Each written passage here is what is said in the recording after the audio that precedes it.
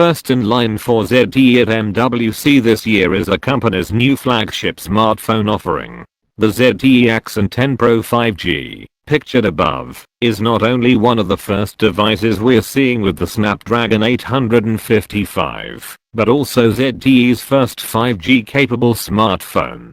The device uses Qualcomm's standard 5G setup, including that Snapdragon 855 processor and an SDX50 modem. Beyond that, ZTE has been quiet regarding the specs of the Axon 10 Pro 5G. It's confirmed that there is a triple camera array on the back of the device as well as a teardrop notch up front. The render ZTE shared also shows that an in-display fingerprint sensor will be used.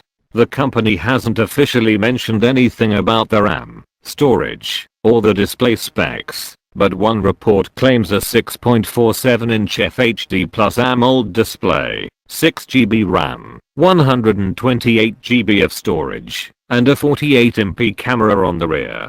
ZTE says that the Axon 10 Pro 5G will be available in Europe and China during the first half of 2019.